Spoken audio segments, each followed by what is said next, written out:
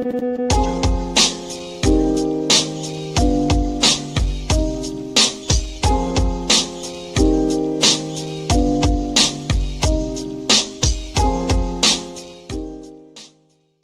think also in this environment right now where immediately there's disinformation flowing through social media networks that cleaves down partisan lines, that is stopping our ability to be united. And we should not just accept that as inevitable. That is weakening our ability to unite as a nation and as cities. Let me answer your criticism by asking you a question. Sure. Do you think it was uniting or dividing while in the midst of these fires for the Democrats to go to Sacramento and in an emergency session vote to appropriate $50 million to Trump-proof California, to sue the Trump administration, which hasn't even taken office yet? Do you think that was a good priority and a good time to do that, or no? Was that dividing? Was that divisive, or was that uniting? Scott, I think what Sacramento does, and by the way, I think the focus should be entirely on the firefighting. And I'm not going to go take that, bait, because I don't know the details of that particular bill. They voted to appropriate $50 million to sue Trump. Whoa. Hold on. There we go. I got it. I think. Everybody cover your ears. Mark has 2 sessions going. Okay, you got to kill that, Mark. It's not going to, yeah. All right. As everybody can see, Mark, please kill that second session. All right, thank you. I did. Okay, good. As everybody can see, Mark is on the road and next to the ocean, and his internet is coming in waves. So It's surfing. Yeah, surfing very slowly, and it's wrecking, and it's probably being eaten by sharks as we're speaking. But we are here. We open up with Scott Jennings, which leads in, beautifully to, the story that keeps on giving, your lovely mayor. And I'm very proud of my thumbnail. Thank you very much with the Spider-Man meme for Gavin Newsom, which I think is perfectly symbolic. Spider-Man's you. Babylon Bee actually had a cover a couple of years ago, or a story, and the headline was Gavin Newsom is trying to find out who's running California, or something of that sort. And then, of course, you have Karen Bass. And did you see this interview, Mark? There are plenty that have not been seen. That even just moments ago, another presser, to their credit, the press has turned up, the local press has turned up the heat on her. The TV women have been defending her, but the local press in the press conferences have been pretty harsh. There have been fights back and forth. She's just not cooperating with them answering the questions. She just keeps saying there'll be time after this is over to sift through all the rubble, so to speak, politically, and come up with some answers. And the press is not buckling. You got to give it to them. This particular thing.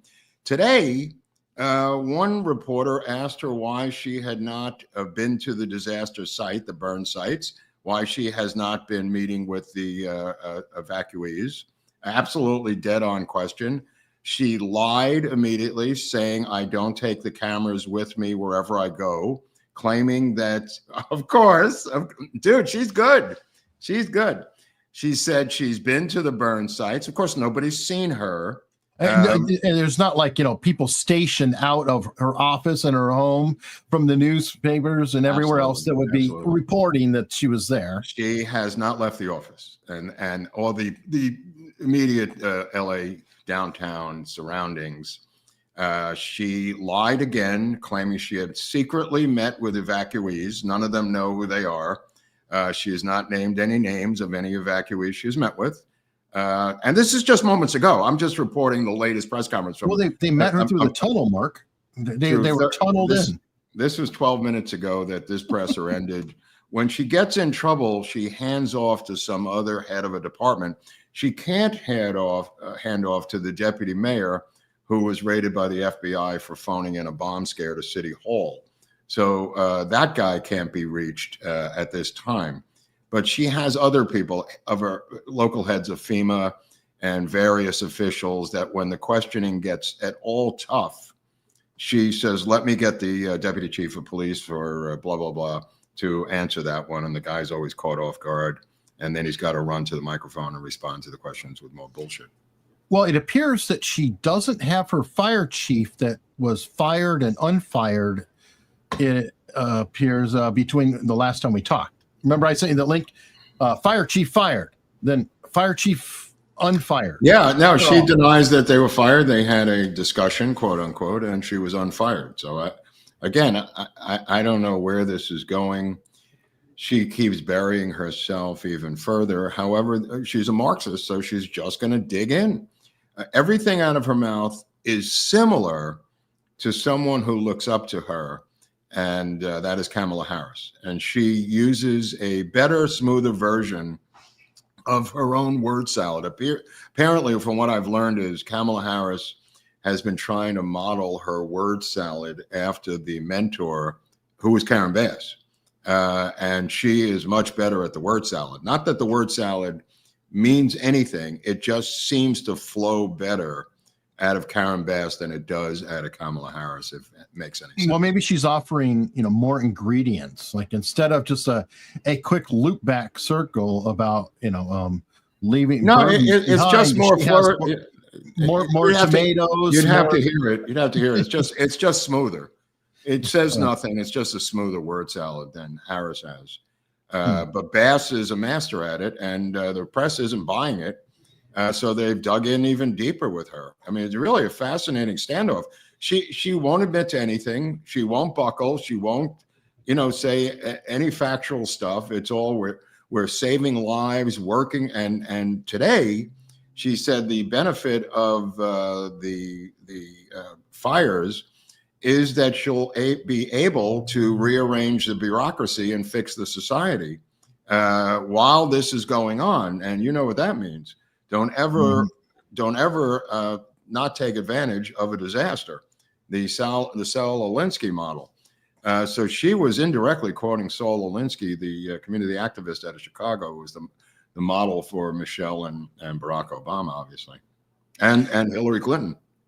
Well, the one I was talking about is a few days ago when she was talking about the destruction, when she said, citizens, I hear you, the destruction, and her eyes lit up and she had the biggest Joker smile. She looked like Heath Ledger playing the Joker, quite literally. It was so creepy how giddy she was. And Gavin Newsom had one of his own with his. Yeah, they're both very giddy about rebuilding a utopian society. I can't stress this enough. They are giddy about pulling the levers of power, not eliminating bureaucracy. When she says eliminating red tape and the bureaucracy, what they really mean is creating a brand new society by getting rid of what the old society is. She's not traditionally talking about cutting red tape for you to build a house. They're talking about something different. It's kind of a Marxist Orwellian doublespeak, but they are giddy about rebuilding from scratch, which is what we've discussed for 4 years on the show, is about them creating or being the beneficiary of a natural disaster, or feeding it, or in the case of 2 Trump assassinations, having the Secret Service back off and stand down, allowing stuff to happen. It's an indirect conspiracy. And I see that you have it's kind of funny, a new recall effort for Newsom. Well, the major recall effort, which is underway, has 147,000 signatures to recall her. That one has legs. This one, not so much on the legs. I don't know the numbers on this one, but the one with Karen Bass is at 147 as of last night. Now, I think you need 100 to begin the recall, but in that 147, they're going to go through it with a fine-tooth comb, and it's got to be LA City residents only. I can't emphasize that enough. And people are donating money, $40 a pop, mostly to the to that recall effort. It's not GoFundMe. It's whatchamacallit. It's the website. Gibson Go? No. It wasn't a money raising one. It was one where you change.org. and they put up a lot of money. Individuals, from all over the country. None of that's going to apply because you need a clean 100 out of the city to get this thing going, I think. So, well, what if they do the gift card routine? Like, hey, for your signature, you get a $20 gift card. Yeah, and the one with him, I mean, by the time it rolls, he's going to be termed out. That was my question. It's pointless for him. It's pointless for him. But for her, all today she was talking about, this is unbelievable how tone deaf this woman is. She just kept talking about the World Cup and the Olympics today, which is years away, and how she has to rebuild the society for that. In other words, they're going to look at this thing and just try to create and build, not rebuild, build a utopian society for the World Cup, Eric, and the World Olympics. This is going to be their Marxist now global goal to create this, in my humble opinion, to create this utopian society and get money to fund it. Do you think they're going to eminent domain areas and absolutely build Olympic stadiums right absolutely. there? Whatever else they want. Oh, hey, we need this for a couple of years from now. That's what's going to happen. That's exactly what's. In fact, what's his name? Newsom was already talking about it, about taking that land, because I mean, think about it. The land is there. They want to put those tiny homes or Section 8 housing somewhere. Now it's land that is worthless to the people who own it, other than the state coming in, giving them fair market value, quote unquote, whatever that is, to buy up that property. Now they're going to be nothing there. It's worthless, Mark. Here's $10. Well, okay, so they're going to be in competition with real estate mavens who are already floating around looking for the actual people who own the actual land to give them actual money to buy up their property. So there's a scramble now through the Pacific Palisades and Malibu. Altadena, not as much because it's more of a working class neighborhood, but they're scrambling to find, these real estate people are scrambling on two levels. One, to find rental housing for the people who are displaced, which could be up to 10,000 different homes. But the secondary thing is the scavengers who are looking to buy up their property. And keep in mind, the property is essentially worthless to the actual homeowner, because the home can never be rebuilt. It would cost millions upon millions of dollars to start from scratch, which they don't have, to build a home on the same property. So what's his name? Newsom is trying to invoke eminent domain to take the property, but there are capitalists who want to literally buy the land from each homeowner so they can flip it. Now, just to be pragmatic, I'll explain it. They find Eric Hunley. Eric Hunley's living in a hotel. They say, you own this 1.2 acre plot in Pacific Palisades. We're sorry for your loss. We weep deeply. We will offer you $275,000 in cash right now. And you just go, it's worth millions. And they go, okay, take it or leave it. So you take the money, or 100,000 or 200,000 or whatever they offer you.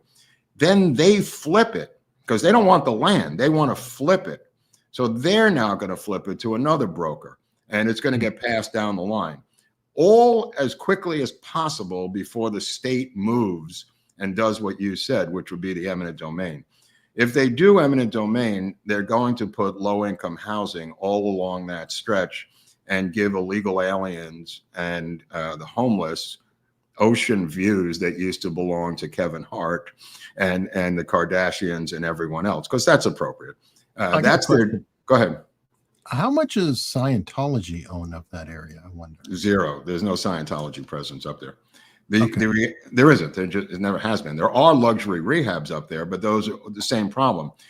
You can't rebuild these homes. It's financially out of the question to rebuild. You can't get insurance above $7 million. They weren't insured for fire.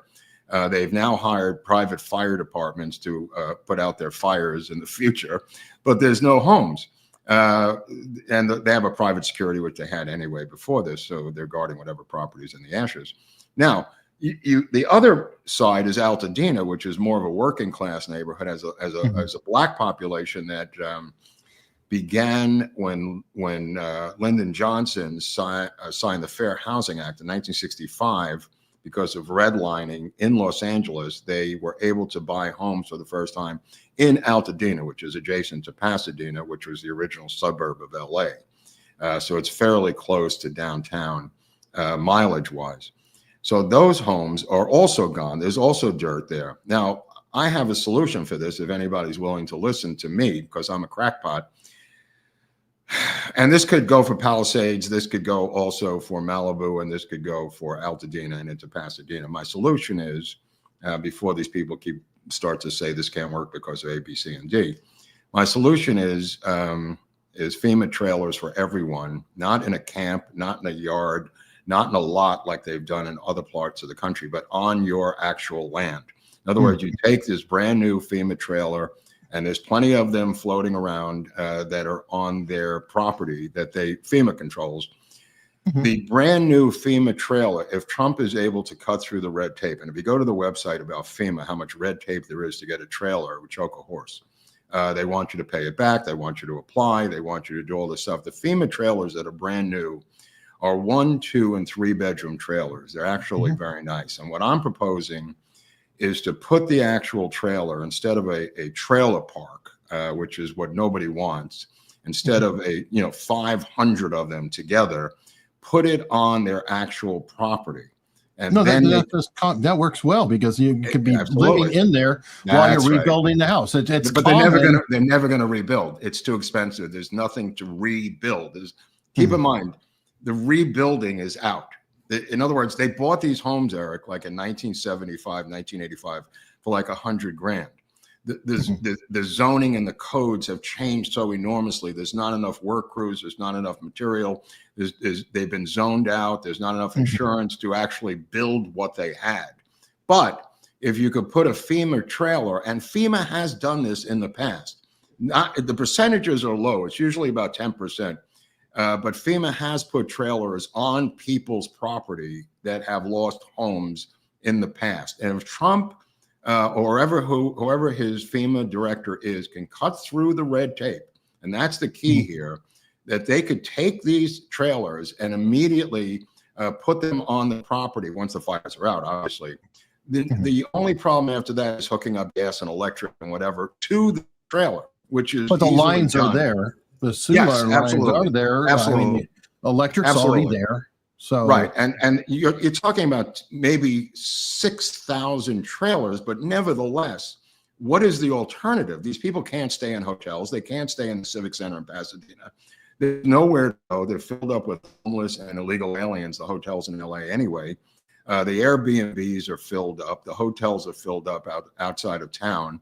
I'm down in Dana Point now in some other structure, but the reality of it is, I think the trailer thing, the FEMA trailer, is the way to go here. And if Trump could cut through the red tape and pull this off, because there is a ton of intentional red tape. I was reading the FEMA trailer website last night of what you got to go through, paying them back and doing all these— North Carolina, dude. I mean, hold on. In all fairness, ask North Carolina, who are living in tents, and their FEMA payments have run out. So, that's under a Democratic administration. What I'm saying is this is changing right now, right this second, Eric, literally days away. And unfortunately for the people who had this happen to them, it happened on the Biden watch.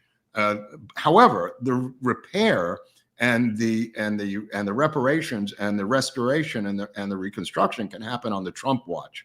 And if Trump can cut through the FEMA red tape and just get these trailers in place, these people can have a normal life tomorrow. And I mean, not by tomorrow. I mean, as soon as they get a trailer on their property, you could take the trailers and put them where the school was. They have these trailers there anyway for school kids in LA. They could go to those trailers for school. They can have the trailers to live in. The church could have a trailer. You could rebuild a society rather quickly if you use the FEMA trailers and cut through all of that red tape that's attached to it, as only Trump can. And that's what I'm recommending for this disaster. And somebody pointed out Jim Rockford's trailer. Because remember, he had a trailer in Malibu, so it would be kind of— I mean, look, my friend John Amato, he lived in the trailer park, which is above the ocean in Malibu. It's one of the greatest places. It's been there for 35 years. He was on a waiting list to get in. It's a trailer park, but it's a trailer park for rent controlled and seniors, and it's beautifully upkept with grass and everything. It's a beautiful thing, completely devastated. Everyone there's homeless. The office, every trailer was gone. That would be a good place to restore them with trailers. But I'm not talking about creating a trailer park. That trailer park, I know. Yeah, that Malibu one got John Amato's house. I mean, a lot of my friends got hit with this, so we've been on the phone commiserating, the past week. But the reality of it is, how do you get out of this mess? And it's not going to be Karen Bass and Newsom getting out, because they want to use this for their Marxist wet dream. And that's where Trump has to drive a stake through their beginning to say, okay, just give us the money. We know what we're doing here in California. He can't do that. He's got to strings like a mofo. Well, he's got to use for this federal, specifically. if you use federal, FEMA management, federal is the key word, they can't get their paws into it. So he has got to control this thing from the bottom up. And the way to do it is to get your FEMA guy confirmed, get him in there or her in there, and begin to get these trailers into place so people can physically live somewhere. And because it's just not sustainable. It's just not sustainable. You're talking about over 100,000 people who are without homes right now. Right here in this region, I mean, and for people who think that everyone's a millionaire who got hit, it's far from that. It's far from that. No. Well, and honestly, the millionaires have other houses, and they'll be fine. They'll move out. I mean, they'll go somewhere else. But I want to do some super chats while we're going. So then that way they're kind of on point with subject. Go ahead. Mo Bishop saying Newsom and Bass should be imprisoned.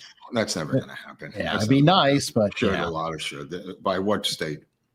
Joseph Fabry's a new member. Thank you very much. The weird thing was, Nathan Hochman, who's been vigilant on TV over the past week or two, they've made arrests. There's a lot of looters. There's scooter looters going around. There's people in cars. There's people wearing phony fire department jackets and hats and everything. They arrested them dressed as firemen now. They arrested about 40 in Santa Monica. The problem is they're arresting them for curfew violations, opening up the trunks of their cars and finding burglary tools, false IDs and everything else. So they're not actually caught in the act of looting. That's the problem. They're really caught. You need to wait 10 minutes and let them get in the house, then get there. But who's going to do that? It's an impossible situation. I mean, the fire department is going around and shining their giant searchlights on the looters and then contacting the police to come in. The wealthy people have already hired private security that's guarding their homes. So they see that and they go, okay, let's go to the one that doesn't have the private security, because 1 out of 20 has the private security. So they're arresting them for old warrants, which is fine, probation violations. None of them are from here. They're coming from out of state. They're coming from Arizona, New Mexico, and Texas and other places to loot. And in one house alone, just to give you an example why they loot, $200,000 worth of merchandise taken out of one home. Oh, I believe it. Yeah. I mean, if you're talking about moneyed households, I mean, there's safes. There's safes in there too, Eric. There's safes, there's money there. But even antiques and type of furniture, it's like if they could come up with a moving truck and just throw that in there.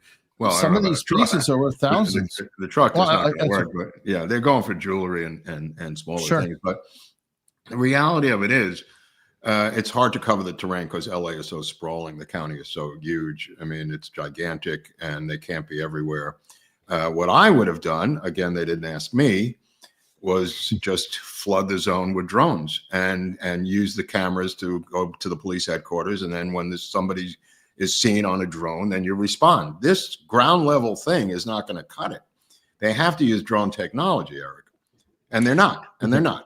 Another thing that would be interesting, and I don't know if they have it in effect, but they're always worried about price gouging, during natural disasters or whatever. Yeah. What about the reverse of that? What if there is a looting enhancement? Like you've got your basic burglary crime, whatever, but if you're doing it during a disaster, I wouldn't mind seeing an enhancement on that. Like, you know what? You get a little extra because you're an asshole. Yeah. Her declaring an emergency triggered a 10% cutoff in price gouging. So anything over the 10%, she set up a 311 number to call about price gouging for apartments and houses. So there was some some houses on the market that were, I want to say 12,000 a month, 5-bedroom Santa Monica houses that became 28,000 overnight. So that's a pretty big increase. But people are throwing money at it. I mean, think about the marketplace. I don't care. There's people fighting over the 28,000. I have problems with the whole price gouging argument because technically that is the market correcting itself. It's like this is such a demand. How do you mitigate it? The best I've ever seen that handled, I thought was kind of clever. I think it was overseas in Europe somewhere, and the way they did it was during COVID, when you remember every price gouge, like hand sanitizer was through the roof. The stores would sell the first hand sanitizer for like $5, and the second hand sanitizer was $90. And I was like, that was a clever way to kind of let the market, do it, but yet also this is life or death because there's nowhere to go. You physically have to go somewhere. There's people in the Civic Center. There's people applying for SBA loans. There's people applying for FEMA loans.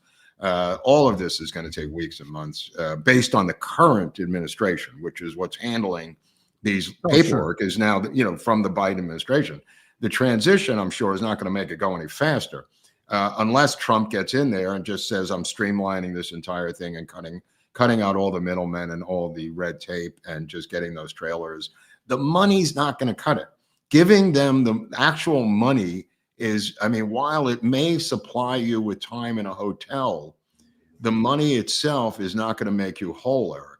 No, and it runs out really quickly. You have to find something that's tangible that holds on. Like a trailer is a single cost that's put out. As you suggested, whatever it costs, 10 grand, 20, whatever the trailer costs, that's the initial outlay. But you know, pouring. Exactly. It's one shot. Boom. Right. It's clean. It's clean. It's one shot.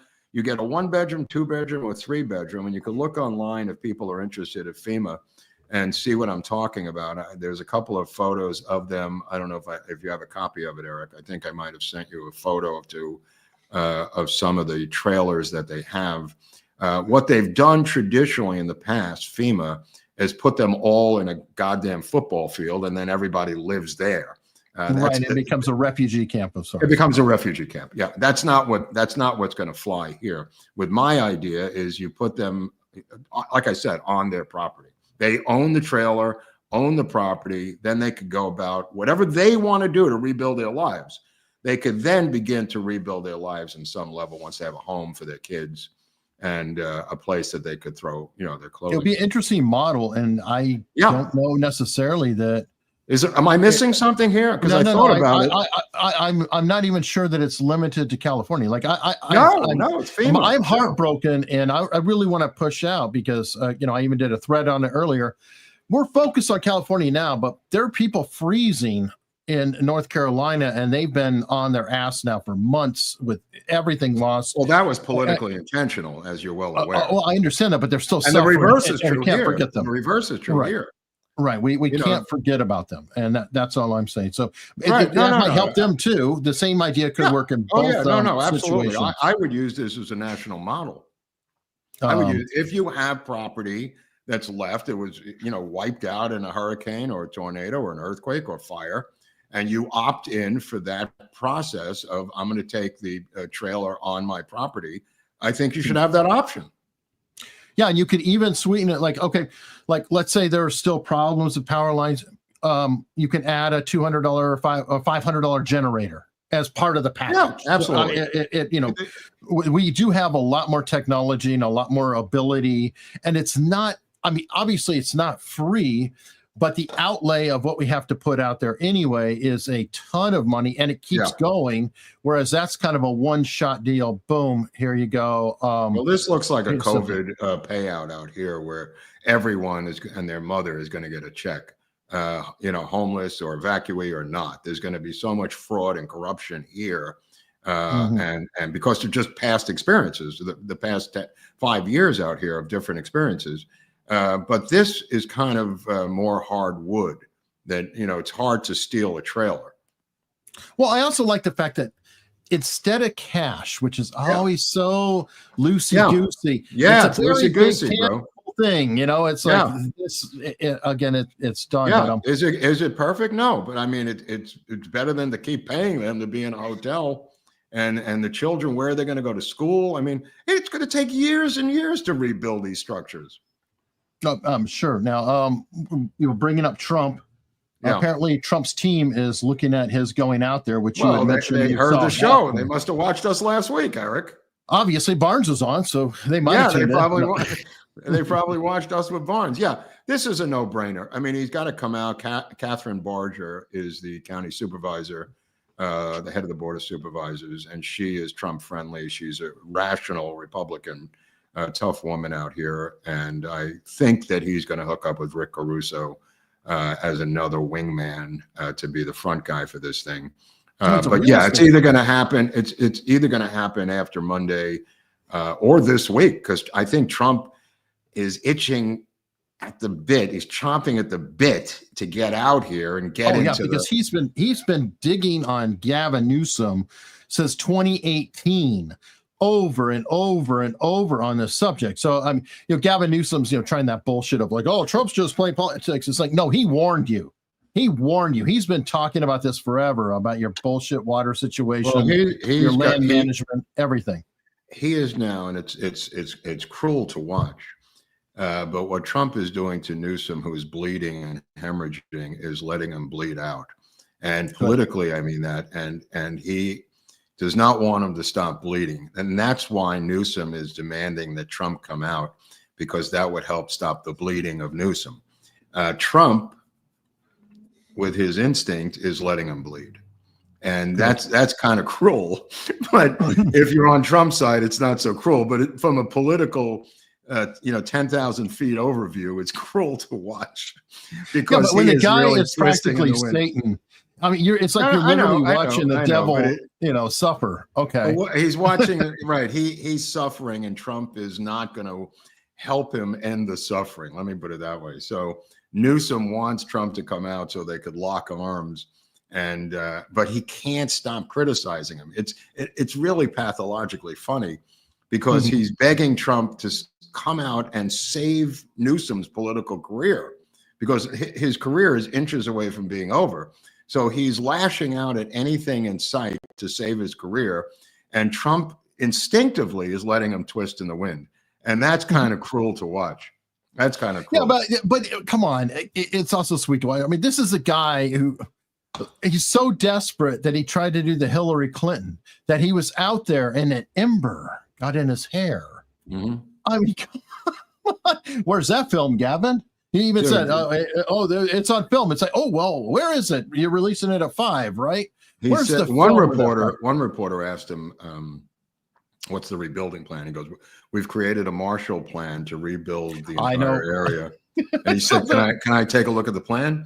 And he said, well, we don't have it yet. We haven't really done anything, because we're saving lives. They go back, and it's almost like they got the talking points and they've memorized the talking points. Any intense questions, they just go, how dare you? We're saving lives. There'll be plenty of time afterwards to point. It's not time yet. Not time yet. The time. Wait till the cameras go away so I can start to dig in and pass out money like I'm the king of Saudi Arabia. Whew. Oh man. All right. Well, we also have today Pete Hegseth. Yeah, I saw Elizabeth Warren screaming at him this morning by accident. I was half awake and I went, holy crap, this looks painful. Yes, as I have some different pieces of footage and thoughts on that. Somebody put a perfect meme together, which is hilarious, and it has like a picture of him in the middle with his face, and then the 4 females screaming at the same time. As this meme is like, and everybody's like, oh, poor dude, they've been there. I felt sorry for the guy. I mean, I saw a couple other Republicans treating him nicely, but then it went back to a Democrat, and the harsh treatment was on again. Well, yeah, I mean, here is kind of a representative example, I think, of much of his questioning.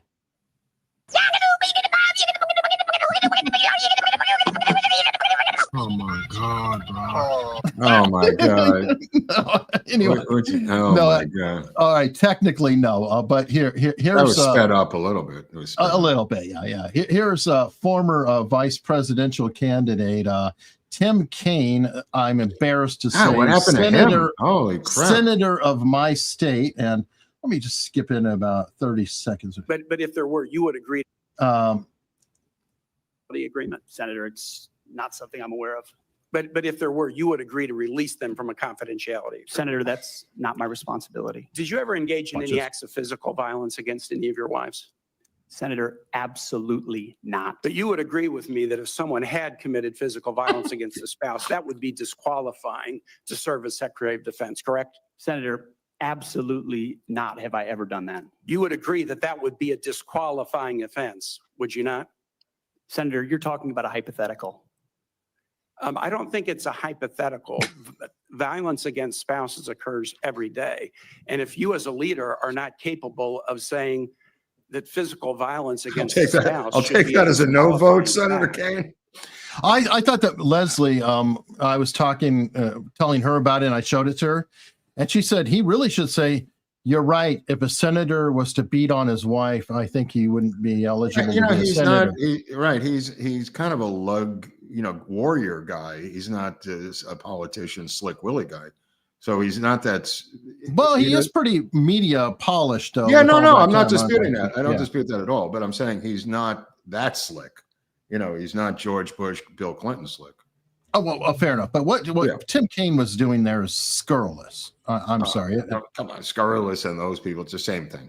It's the same thing. But well, do you think he's going to make it, Eric, or what do you think? I don't know. Neither do I. I don't know if you watched Two-Way earlier. I could barely watch this. But I understand. That's why I grabbed this. Yeah. Somebody, remember you said they got the memo and they were told to shut up? Well, Greg Kelly, I guess the time limit on the memo's out. Okay. Greg Kelly, welcome back to the morning meeting. I bet you want to talk about Pete Hegseth.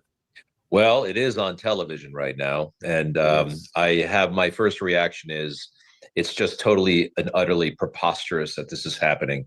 The man has been blackmailed and everybody knows it.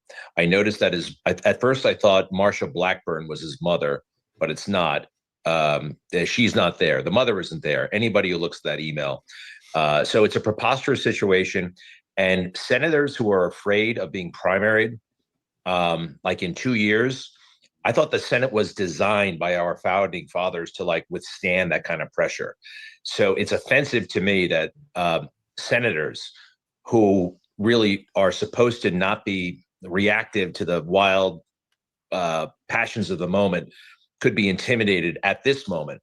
And one last thing I'll say, and it's to Sean actually, I think that after Iraq and Afghanistan, and after military officials, secretaries of defense, many generals went up on Capitol Hill and lied repeatedly about how well everything was going when everything, right up until the day we lost. I personally love it when people without military backgrounds challenge. Okay. Well, anyway, he was talking about something they were saying earlier. He went on for, this goes on for about 11 minutes. I might upload it to local so, people want to check it out. He does not like it now. His sources and Halperin now are saying he ain't going to make it. Okay. I never thought he would make it. But that was this morning. Who knows? I think it could go either way. I just thought it was interesting. A preposterous pick from day one, as I said on the show. Well, it's an odd one, that's for sure. I mean, what's even odder? How about Tulsi Gabbard now flipping on the FISA court? Just 180-degree flip. Now she's in favor of the FISA court, so she can get confirmed. At what point are these picks not the right picks? I mean, if she's against the FISA court and it gets her into the Trump world, because most of us are opposed to the FISA court, and I believe the FISA court is unconstitutional, and so did she. But now she's somehow woke up and she's now been approved by certain senators because she's in favor of the FISA court now. This is Tulsi Gabbard, the one who's coming up next. That's a New York accent, Tim Spangler. FISA court. FISA. It's FISA, FISA. You've got that R, that Brooklyn R being added. Who's confused? Okay, whatever. Anyway, Yeah. Well, anyway, Scott Jennings has a different take on it, and Dan Turrentine actually had a different take in the middle of the day. So this is the end of the day. Well, in short, I think Pete Hegseth kicked their asses today. I mean, it wasn't even close. They didn't lay a glove on Hegseth. No mistakes, calm, cool, collected. I mean, before the thing even started, you had this like Code Pink, protester freak show trying to disrupt the hearing. That's the Democratic base. Into every single thing.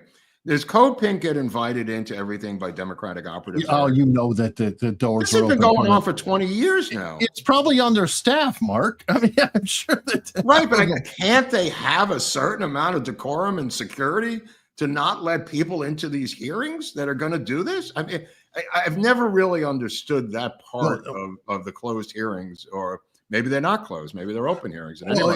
This one, I don't think is. But also, we are talking about Democrats who will themselves pull fire alarms. Mark, yeah, I mean, you're right. You're right. So, if anything, they're gonna welcome him in the door. But you're right. The Democrats are so awful today and such screeching garbage. Like the Tim Kaine thing had nothing to do with legitimate questions. Like they could have pressured him things on, hey, you ran this business. That business lost all kinds of money. You're supposed to be responsible for it. Those are actually legitimate questions. You can say, where's your leadership, financial responsibility, stuff like that. But they were just going right into the personal, right into, you've been divorced twice, you've done this, you've done that.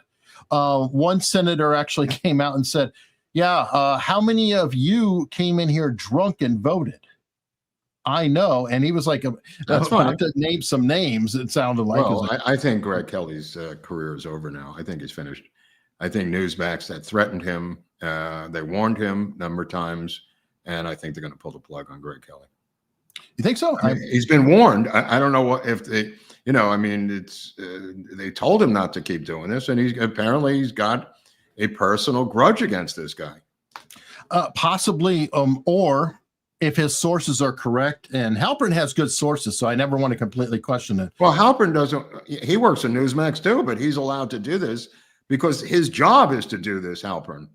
Oh, sure. But what I'm saying is, if the sources are saying that there's 7 or 8 senators who are going to flip, then it may not harm Greg Kelly at all. He may be able to talk now because if Hegseth is dead in the water and we just don't know it yet, again, I don't know. This is the background. Then he might have some fair play. I know you like Greg Kelly. No, so do I. I'm just saying. I think politically and career-wise, they may pull the plug on him because he's been warned not to do this. I mean, it's personal with this guy. It is. I mean, that's why I pulled it up. Is like he really does not like Pete Hegseth. Yeah, it's like, whew. Marlene said he stole his girl. I don't know. Yeah, Halpern. To be fair, I mean, if Greg Kelly wants to come on there, Halpern's going to let him spew. I mean, that's fine by Mark Halpern, and the other guy, the Democratic guy, was smiling like a Cheshire cat. I mean, as he was talking, Spicer, I'm sure, was not happy. You know what? It's funny. He was smiling there, but he tweeted later, and I'll have to pull that one up, that because of the Democrats, it may not go that way. Interesting. He essentially put it out that they did such a here we go. Going into the Pete Hegseth hearing, I thought it was 50-50 he would ultimately be confirmed due to a handful of R's still having serious concerns. Some D's were so bad, so over the top, so embarrassing today. I now wonder if they made it impossible for any Senator R to be against him. The caucus needs to shake off the rust and do better, much better.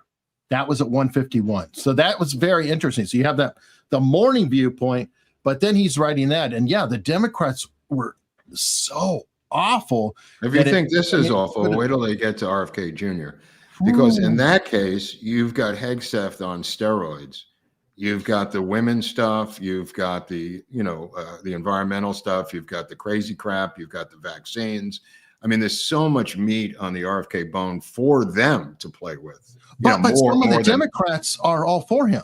like the Cory Bookers. So it's going to be confusing because it might be some Republicans that are frothing at the bit doing that to RFK. So that almost may be fascinating to watch just to see I'm who's curious to going see out. what happens with Tulsi Gabbard also because of her. She's the other big one. Because of her recent changes politically. Yeah, the only one that's just going to fly through, Marco Rubio. It's going to be like that. And Rubio is the one that should be tortured the most. Rubio is the one that should be investigated the most because that's the most powerful position of any of these, to be honest with you. It is the foreign policy of the CIA that he's ostensibly running. The CIA director will answer to Marco Rubio, a Cuban, son of Cubans, who go all the way back to the Bay of Pigs. And guess what? Dick Durbin already came out, embracing him. He's so happy. Oh yeah, no, they love that. They love those. It's going to be. I'm betting that Rubio is going to fly through with like 80 or more votes potentially. That always indicates the deepest of the deep state. The combination of bipartisanship of the two parties voting for anyone indicates the depth of the deep state support for any position. Yep, 100%. Doc Boy says the greatest gift Trump gave us was to know who wants the truth, who doesn't, and unfortunately, half our friends and relatives thrive on hate. I don't know if that's a gift or painful. I mean, I don't like having relatives who just have TDS. It's scary. It's like, no, I love them. They're reasonable in most of what they do, but then they're completely nuts on this thing. I just don't understand it. And I get some people who are, kind of like, okay, there's some people who don't like Trump. That's fine, but they're not frothing at the bit. They're just like, they'll be like, I don't like him, but I like that. And I don't like this. It's like, okay, that's fair. But it's the other ones that are just like what's wrong with you? What's wrong? John McGill says, kudos to Mark, because there are three important aspects of any strategy in poli-sci, one of which is being retaliatory. Potassium has a great video on game theory explaining what I mean. Yeah, I mean, look, this can't be allowed to continue. I mean, the moves by Marchand and the moves by Jack Smith, the moves by Alvin Bragg, they are designed to wait him out.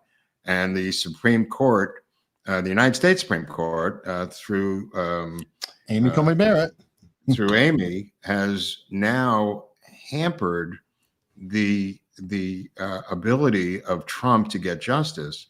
And what I mean by that is, if the state Supreme Courts of New York, the appellate or the Supreme Court in the state of New York, resolve this, it will never be resolved at a United States Supreme Court level, which means it is alive and well for the next president. That's what Amy Barrett did, Amy Coney Barrett did to Trump. She prevented Trump and future presidents from not being the target of state attorney generals and urban DAs. Simply resolving the appeals within the state of New York does not create a precedent at the United States Supreme Court. It just resolves that particular case in that particular court. The state of California through Los Angeles could do it to Trump the second he gets out again. And I'm sure they will, because of Amy Coney Barrett. They got a $50 million fund that's thinking of everything. I'm sure it's not only current, but future too. Right. I'm just to be emphatic, the state and appeals courts of New York are not going to resolve this as a United States Supreme Court case would. Thereby, presidents will have no powers. This is going to be resolved by the state. And that will be for citizen Trump, meaning that citizen Trump, again, when he gets out of the presidency in 4 years, will then again be subject to every single thing again. That was the crime of Amy Coney Barrett. Which, by the way, intentional. Give credit where credit is due. Robert Barnes has been screaming about Amy Coney Barrett since Trump put her up, and he took a lot of heat for it. But he's been proven right on this over and over and over. Again, Trump is the one that put her up there, whether it was recommended to him or not. It doesn't matter. He decided that that's the woman who's got my back, and she knew where to put the knife. Just like the two attorney generals that he picked, Jeff Sessions and the fat man Bill Barr. The guy's got a block. The guy's got a mental block about picking people, and I think he's got a mental block about retaliatory lawfare. Also, I think he's got a mental block about revenge. I think he's got a mental block about seeking retribution and justice for himself and the others who went to prison. And somebody's got to pick up this ball and run with it, whether it's Pat Bondi out of the Attorney General's office or the Civil Rights Division that's now going to be run by Dillon.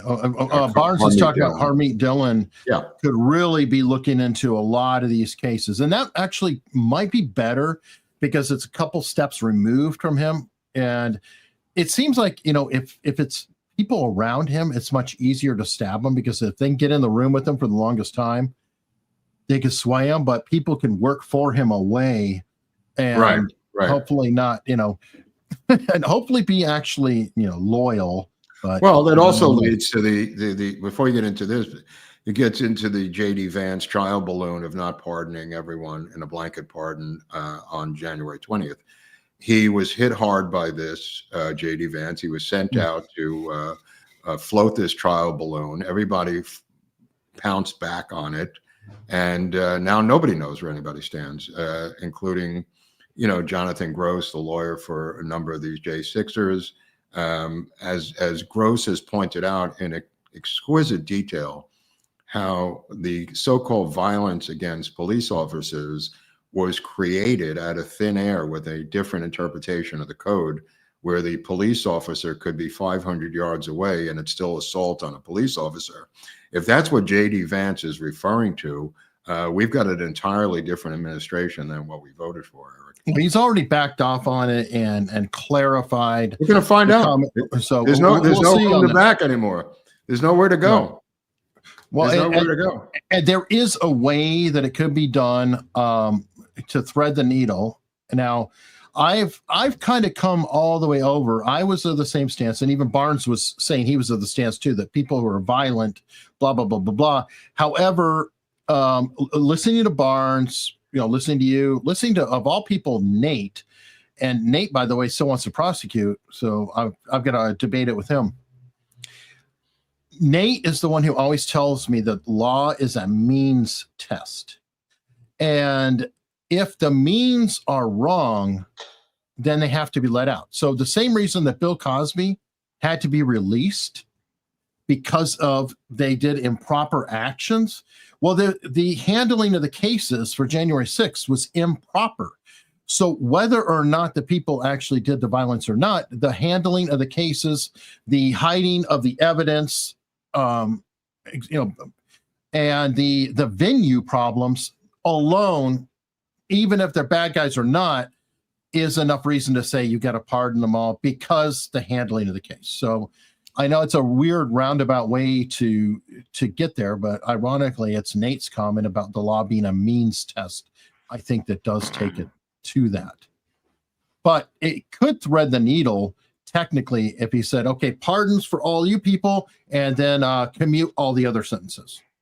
And then it would be everybody at least would be out. Let me tell you something. If he doesn't do it, he is dead meat. I'm telling you right now, that's going to take the wind, all of the wind out of the MAGA movement. If he does not pardon these people, and I'm not speaking for myself, there's plenty of people in this audience who know what I'm talking about. If he does not issue the blanket pardons that he was talking about, we're looking at a whole different administration here. Because I believe that if he doesn't do the blanket pardons, he will also not seek retribution against the enemies of the state. He will also not pursue the people who put his fellows in jail. He will also not get any retribution against many of the others. You will be seeing a Trump that wants to get along, and to leave a legacy where he brings across both sides of the aisle. That's not the Trump we voted for.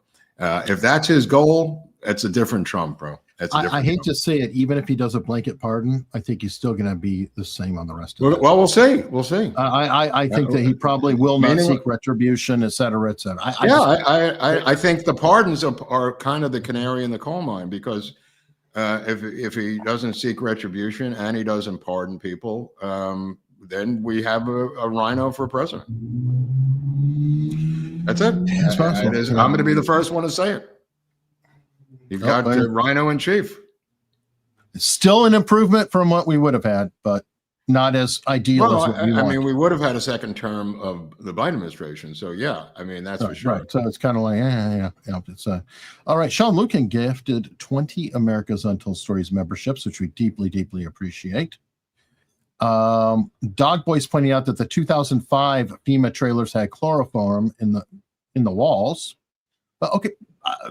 There are issues. And by the way, let me qualify, because a lot of people were saying in the chat, well, what about the tiny houses of Elon Musk? It's like, okay, whatever. FEMA trailers is a code for a dwelling that can be, but would it be fair to say, when you say FEMA trailers, you mean a dwelling that can be put on their property they could stay in? It could be a FEMA trailer. It could be a Joe Bob trailer provided by FEMA.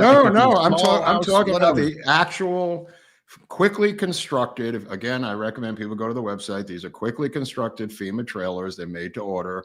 I'm not talking about tiny houses. I'm not talking about Winnebago with some detective TV series.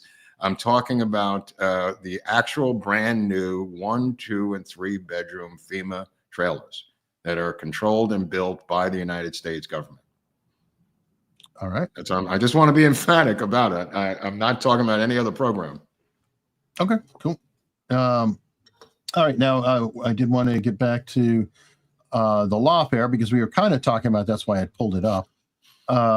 Jack Smith released his scurrilous BS, essentially saying, if Trump wasn't elected, he would have been convicted.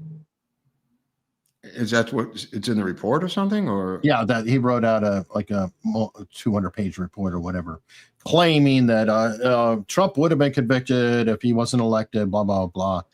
As he was again, the way to handle Marchand and Erdogan and this guy Jack Smith is to indict them for civil rights violation of Citizen Trump's private civil rights, and let the chips fall where they may. Get the venue out of D.C., indict the guy in a red state, have the trial in a red state with a red AG, and let's get it on. If they lawyer up and win, God bless them. This guy, Wray, the head of the FBI, has to be indicted for election interference, has to be indicted for fraudulent documentation, has to be indicted for crimes against American citizens, mostly easily through the civil rights violations of American citizens. This has been done before. If somebody does not indict Wray as the former head of the FBI, they're just going to keep doing it in 4 years. I'm sorry. They are never going to stop. We're going to have a 4-year hiatus and then business back to normal. Yes. Speaking of election interference, I don't have the story with me, but it was starting to break yesterday, the day before. What do you think about Keir Starmer and labor? What was it? 100 labor operatives working with the Kamala Harris. Oh, campaign. yeah. That's very interesting situation. Obama did the same thing to undermine Netanyahu. We sent 100 operatives to Tel Aviv to help the opposition to Netanyahu when he was running for re-election under the Obama administration. So this has a long history of both going back and forth of the deep state doing this around the world. This is not an American issue. This is not a Democratic issue. This is a deep state globalist issue. No, MI6 taught our deep state. Well, there's deep state. I mean, look. Yeah.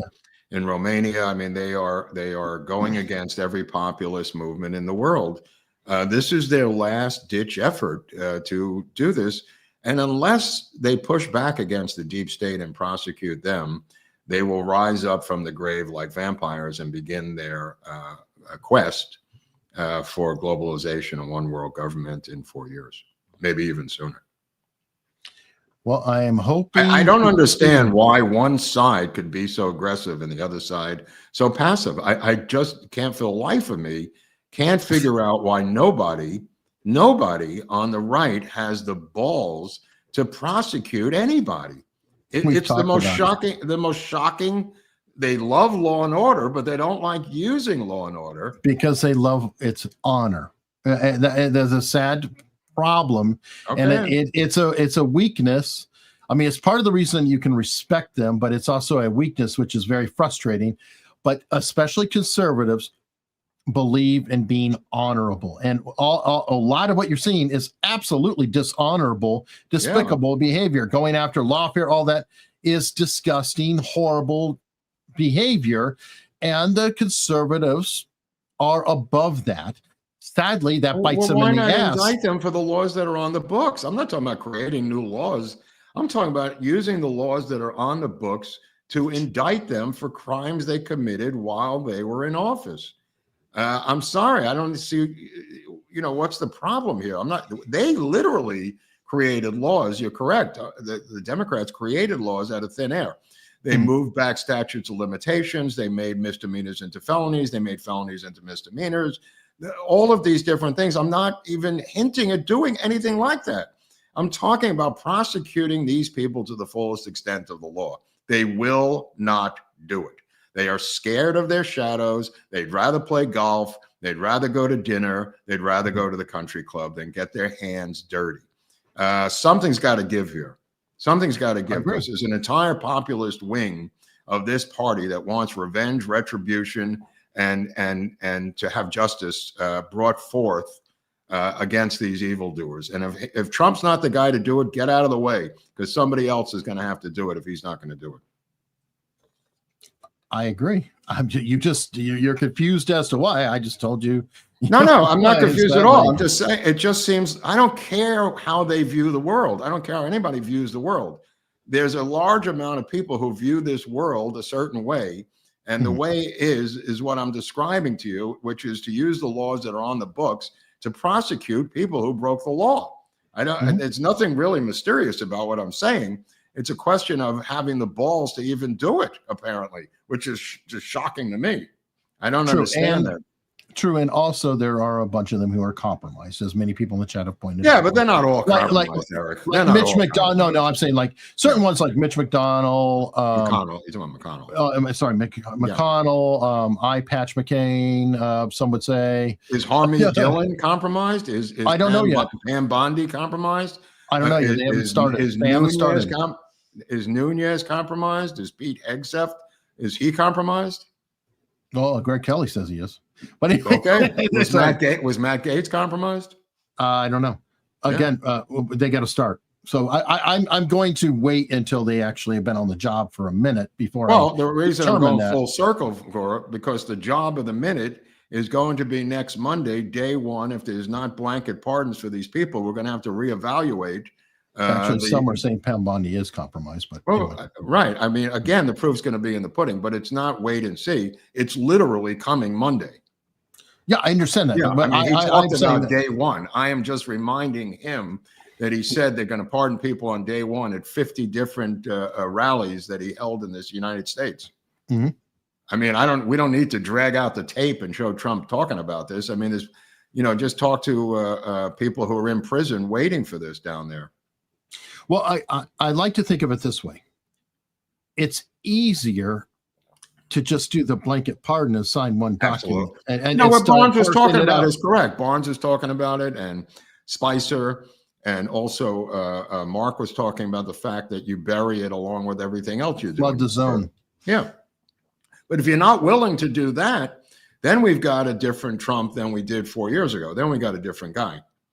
If you're not willing to do that and stick it to the man and say, these people went to jail because of what happened to me, as he has been saying for 4 years, they came for me, but they really are coming for you. Well, now you, which is us, want him to let us out of jail so we can begin again. Mm-hmm. I agree. And I agree with Barnes too. Not only do the Jan 6 people, but do Julian Assange, do Edward Snowden. Yeah, that's gravy. That's gravy. So, no, but then they'll go bonkers, and it'll be hard for, if he's worried about cover, flooding the zone like that, where they have, 20 headlines. Well, they can't cover everything with the same degree, and that does lessen the pressure, and it really screws with them. So let's hope he does. Yeah, I mean, there's a guy in a building in Moscow, and there's Assange. You got two guys there, the ones that you're mentioning. Ross Ulbrook.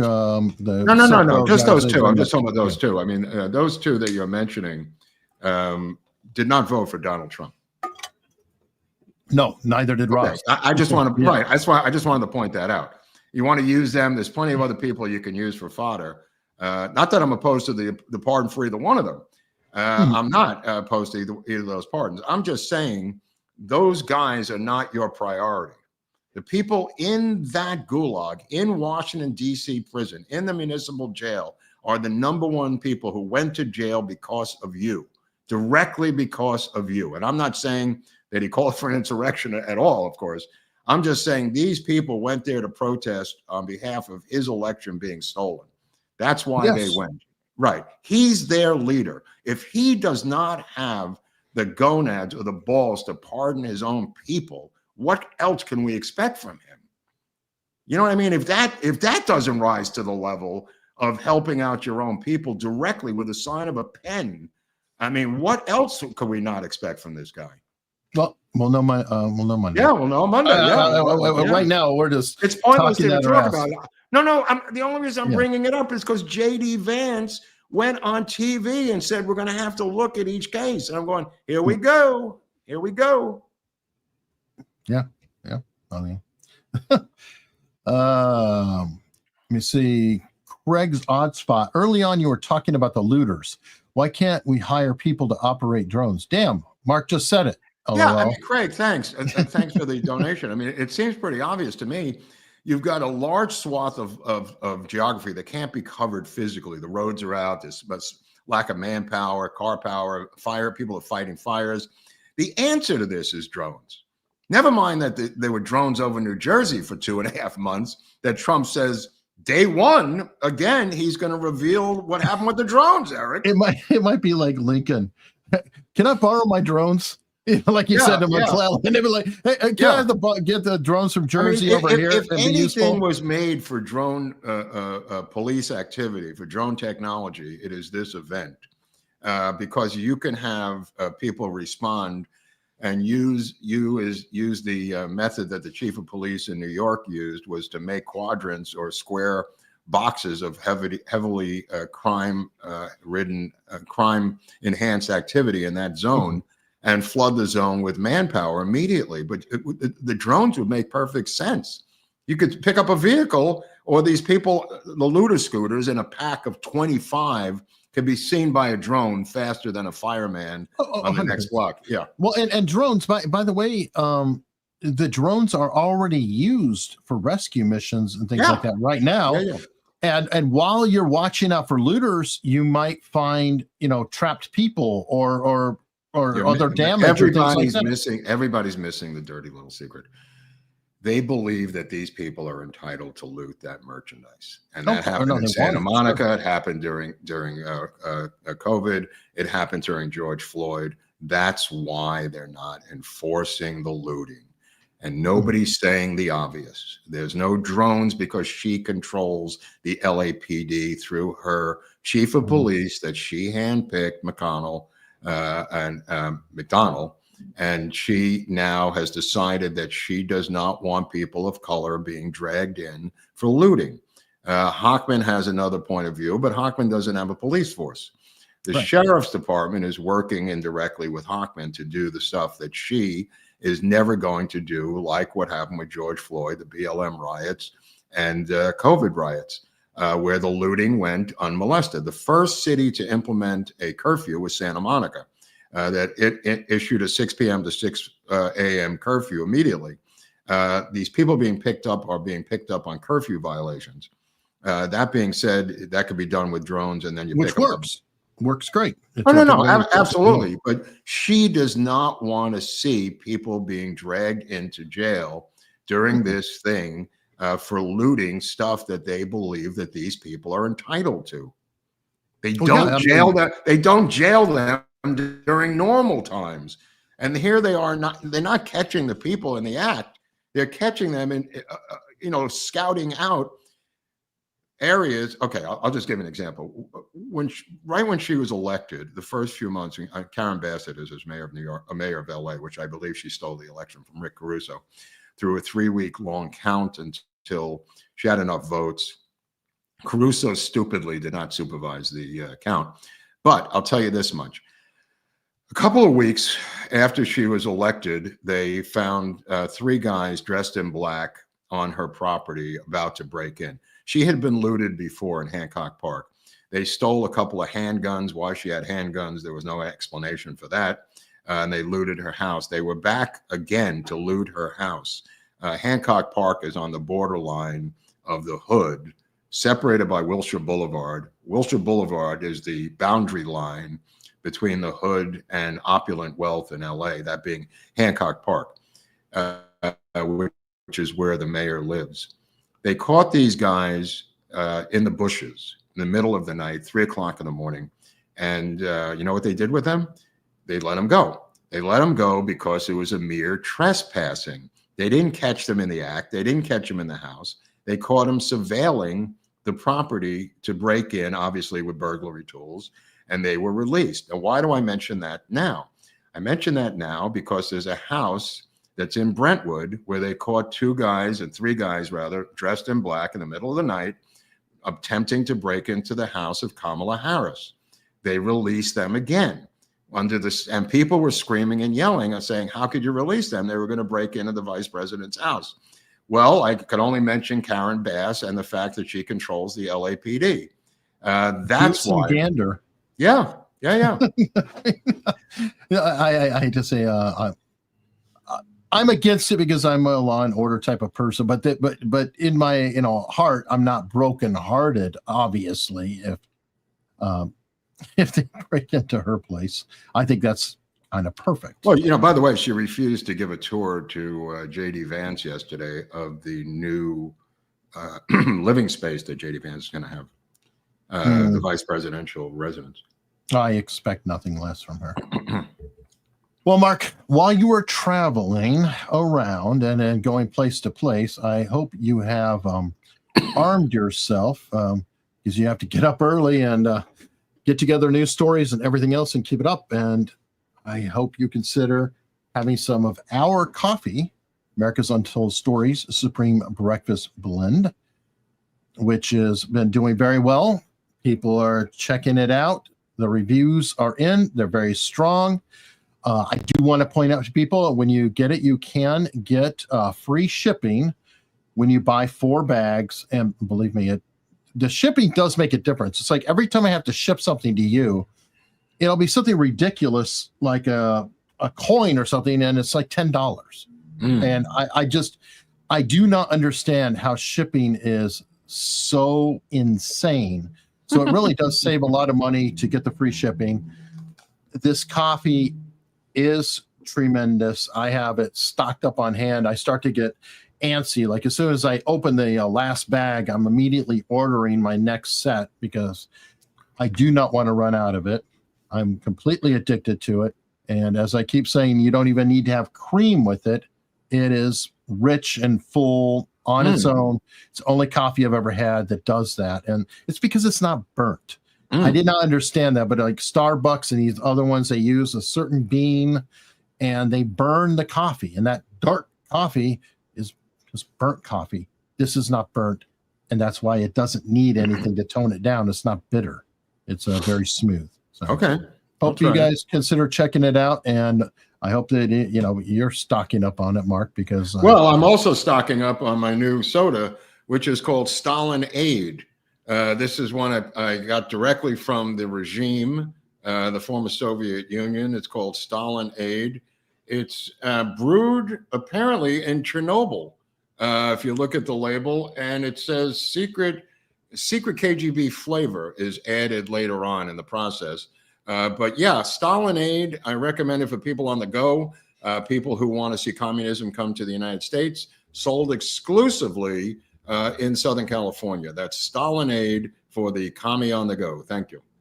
Where you get a bonds or something.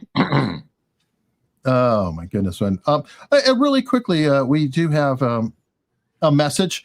We've reached out to find as many celebrities or whatever to help pitch the show. I don't know if you realize, Mark, we did hit 119,000.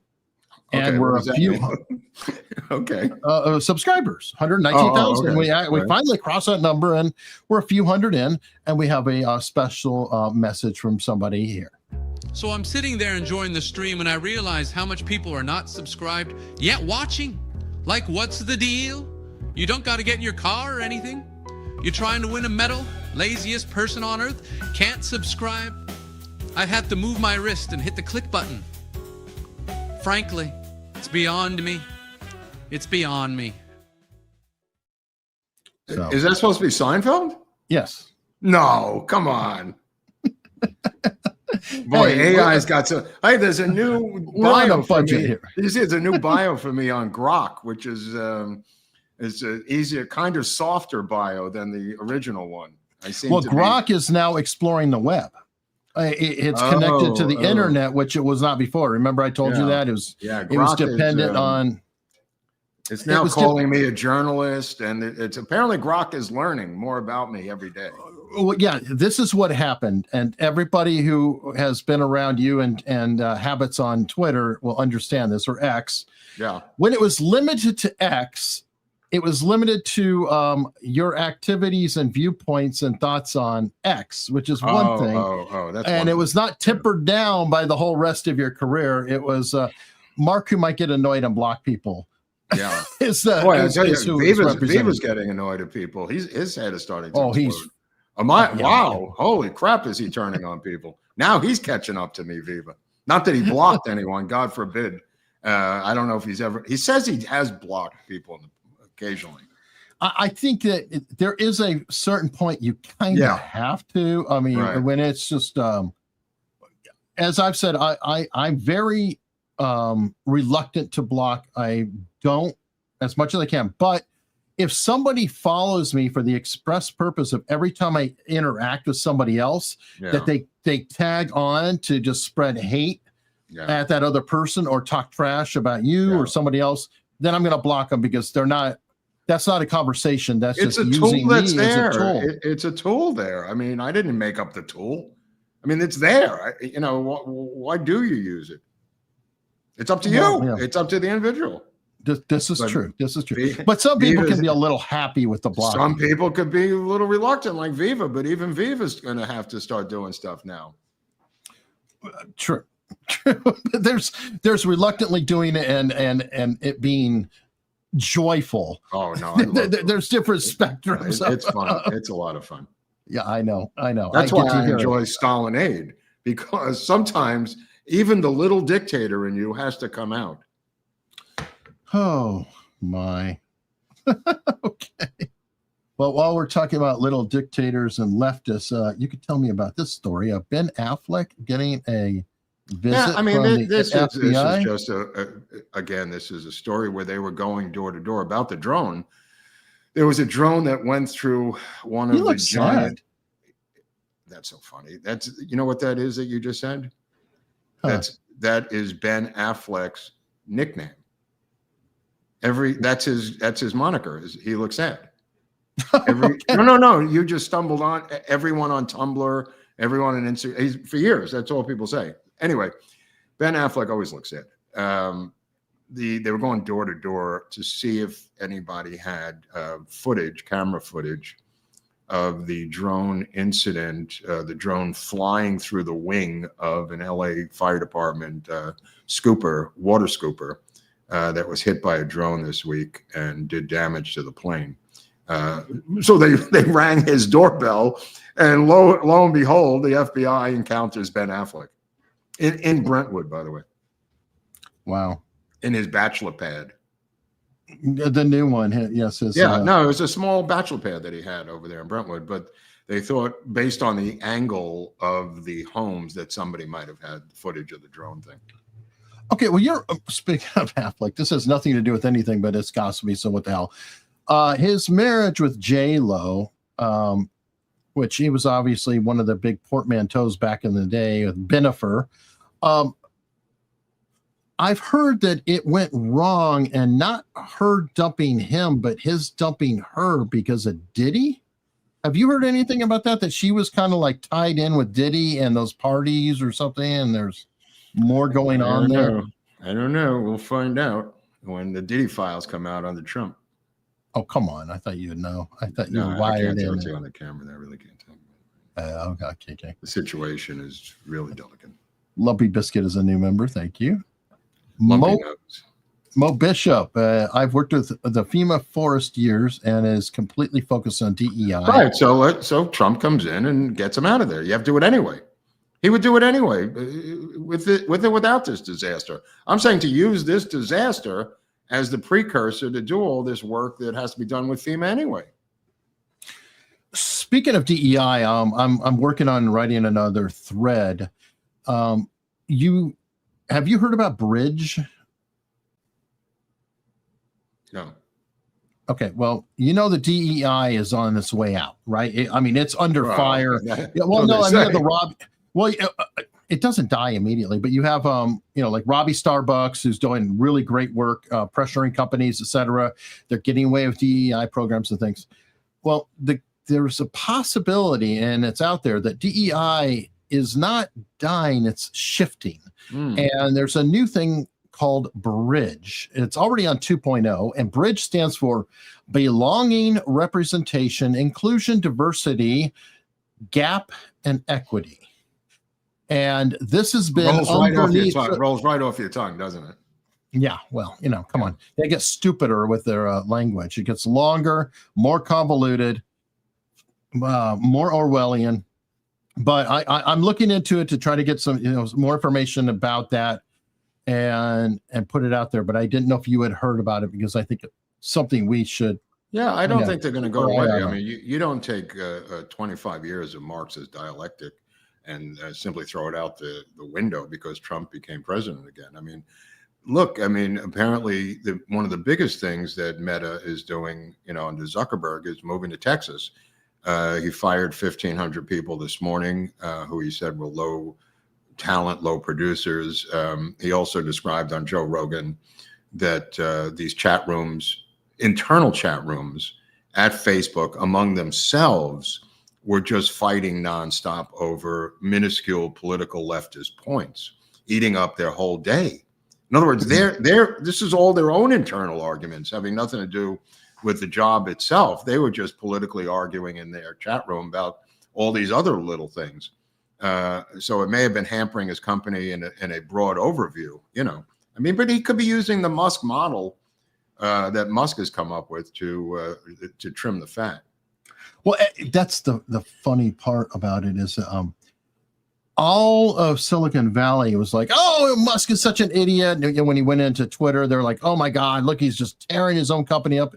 Meanwhile, they quietly all did everything he did. They're calling everybody back to work. Everybody has to go in the office. They're cutting people just like Zuckerberg. Screaming like babies. They're just having a temper tantrum now. Well, of course, but I love how they just say, Musk is this crazy ass monster. Hey, can we get that done? The last man standing is Google and YouTube. Dr. Drew had 2 videos taken down with Dr. Kelly yesterday. 2 board certified doctors, him and her.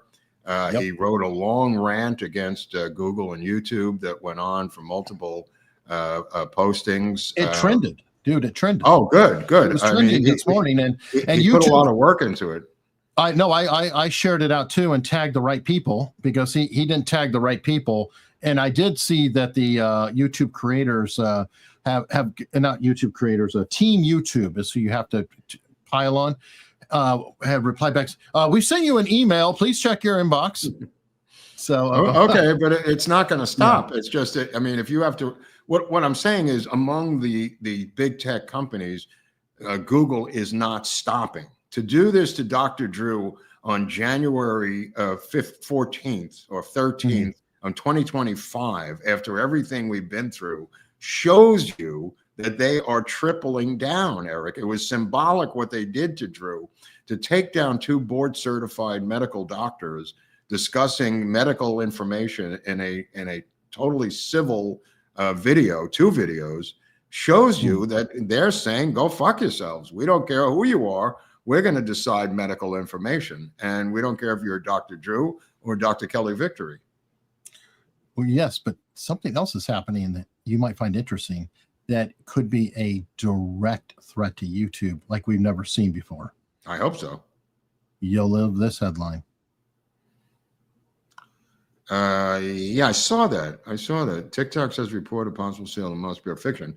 Maybe he's buying TikTok. I don't know. Right. If Elon Musk picks up TikTok, that is an actual dire threat to YouTube. YouTube has changed its entire model because of TikTok already. No, the algorithm TikTok has is so powerful.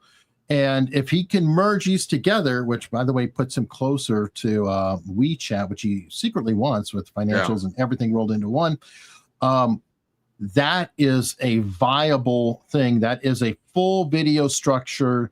He doesn't have to build anything else on it. He can hook right into it. He's got the algorithm, and people already are on TikTok like crazy. It could be an incredibly powerful thing. Yeah. I'll immediately be jumping on it a whole lot more and promoting as much of our shorts, flooding it, whatever. Right. The thing I'm trying to say is that apparently the last man standing is Google, and they are the big fish. They are the big killer. They are the big enchilada that needs to be taken down because everybody else is buckled except Google. They are doubling down. It's going to be an interesting battle in 2025. What happens with the Trump Justice Department? What happens with the attorneys general across the spectrum that have filed suits against Google? The multiple suits that are moving forward about breaking up the monopoly of Google and this whole Google empire. It's going to be the story of 2025, I think. I think what's going to dictate Google. I mean, that's why Zuckerberg got out, because he saw the handwriting on the wall. Right. But I think what's going to determine whether Google's the last big dog or not is if Trump successfully crushes internally the deep state aspects, CIA, et cetera, because that's who is propping Google up. CIA and Google are the same thing. CIA and Google exactly. So are hand in hand. The reason Google is crushing people on this was to send a message to Trump that we're not dead, we're not done. And unless he drives a stake into the CIA and into Google, the deep state lives and breathes. Yeah. And that's what I'm saying. So we'll see if Anton Decay, I guess I'm saying that right. My 2 favorite young podcasters. We don't need liberating. Pitchfork's selling out as I write. Okay. We don't need liberating, period, it says. And then Pitchfork's selling out. Right. So it's 2 different ideas, but I support the latter idea. Of course you do. Kimberly with a super sticker. Thank you, Kimberly. And Deuce Shea, Lord B, love the look today. Well, it's all I can put together on the road, so we're going to have to live with it until Friday. Yeah, other people were saying they dig the beatnik look, and totally. I'm down at the beach. This is totally beatnik city down here, where I'm down all the way deep in the Orange County beach community. Mo Bishop wants to know, why doesn't California have we do. super scoopers? They do, but we had a lot more, but Biden forced Karen Bass to send them to Ukraine. We sent about 20% of our hardware, the heavy duty hardware, fire trucks, super scoopers, airplanes, oxygen tanks, helmets, every single thing. The list goes on and on. You can find the list online if you want to just look at LA Fire Department shipments to Ukraine. She didn't wake up one day and decide to send 20% of our firefighting arsenal to Ukraine. That was from the Biden administration ordering her, and I'm sure other cities, to do the same thing. I don't think he picked out LA because he liked LA. I think he did this across the board. All right. 10K Mosi gifted 5 America's Untold Stories memberships. Thank you. That's an unfamiliar name. Mikey said adultery is a criminal act under UCMJ, Article 134.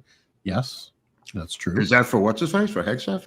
It might be, but I don't think Hegseth was in the military. And if he, from what I understand, he was sleeping around between wives, but I don't know for sure. Well, that's what Kelly alleges. That's Kelly's claim that he did this. He's brought this up, Kelly. Okay. Soul Doggy, I'm starting a pack. Newsom Mass 2028. Let's go.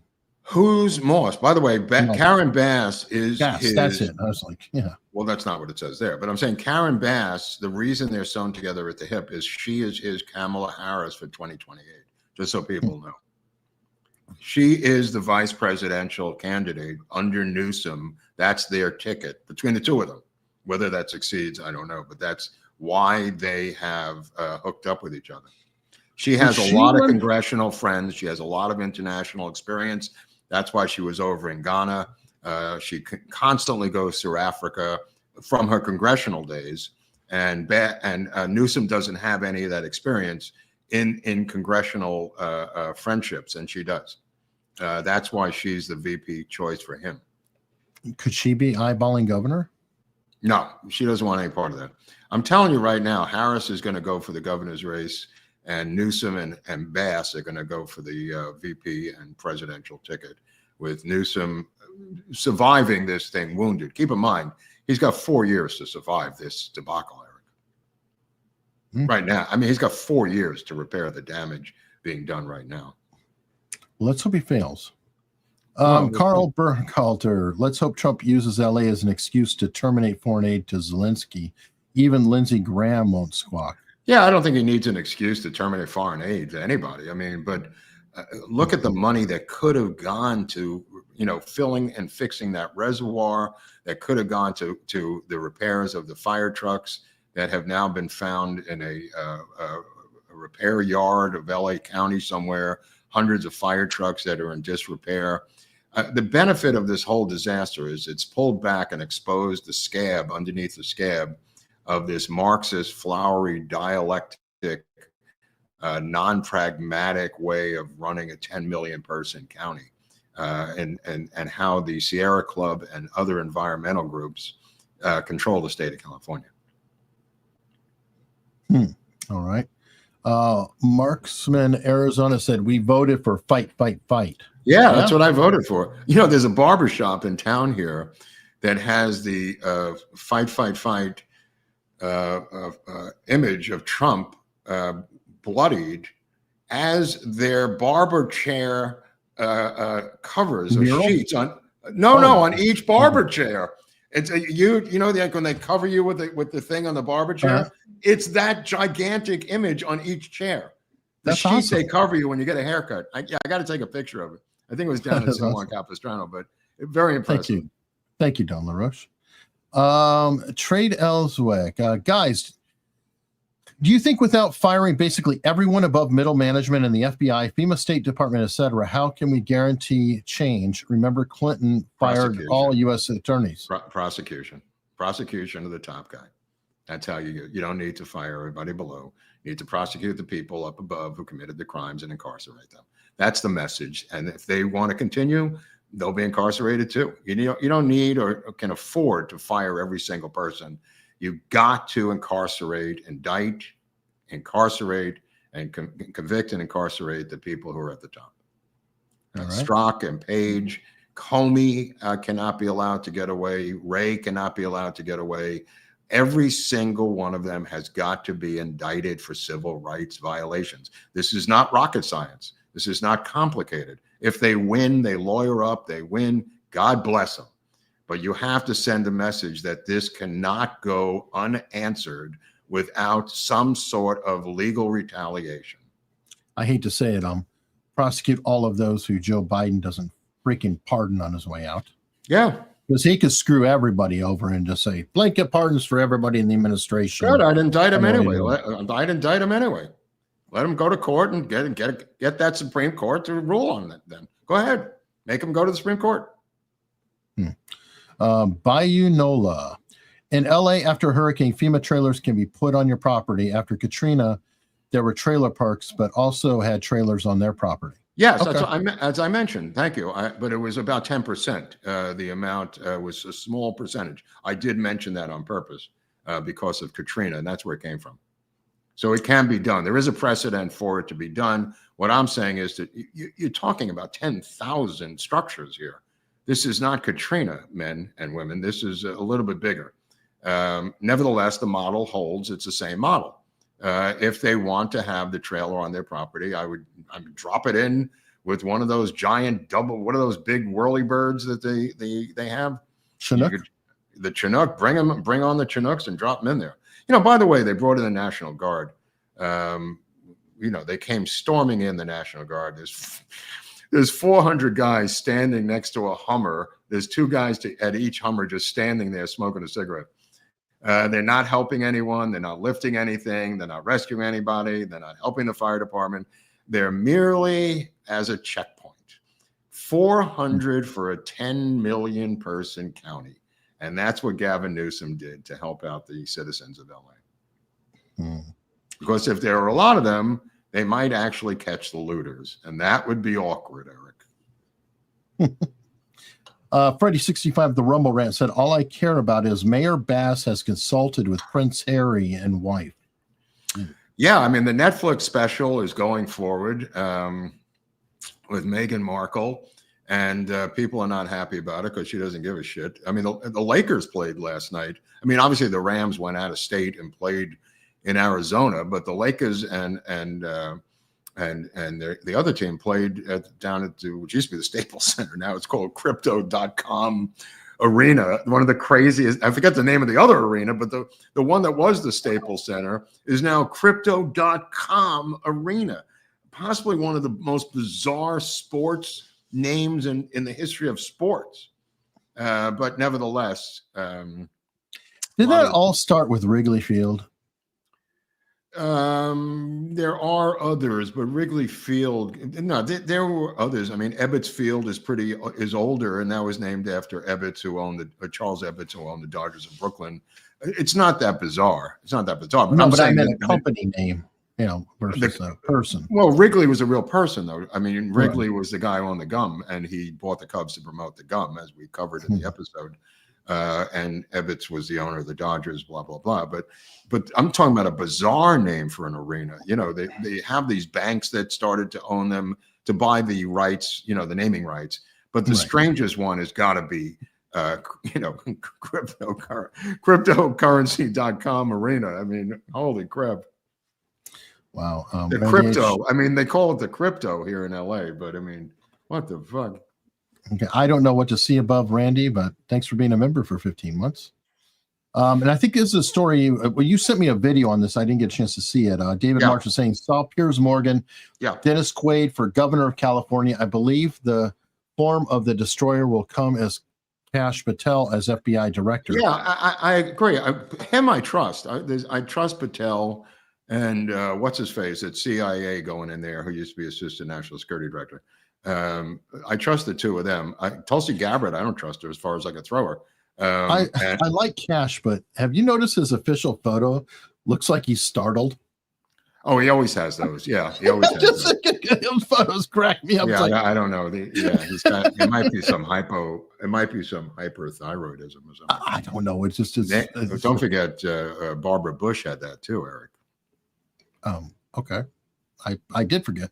Yeah. But nevertheless, you know, the Matt Gaetz demise and the Pam Bondi replacement, she's got something to prove. I trust Harmeet Dillon far more than I trust Pam Bondi. So that being said, I don't care how they get it done. Nobody cares anymore. None of us care. He put together this team of various people, and if they start to turn on him, you know, this team of rivals, then there's no one to blame but himself. Yeah, I mean, that's true. People have been emailing about this. Glassman1313, have you heard the Alex Jones interview with Billy Souls Estes' grandson? he played a recording of them talking about OBJ ordering Mac Wallace to do the hit. I wouldn't believe any grandson of any person for any history. My general blanket is don't believe any relatives of any famous person in history. That's my general blanket discussion. And I'll stick to it with this one. The idea that there's a recording of him ordering Mac Wallace to hit somebody is absurd. Is it possible the grandson wants to make money?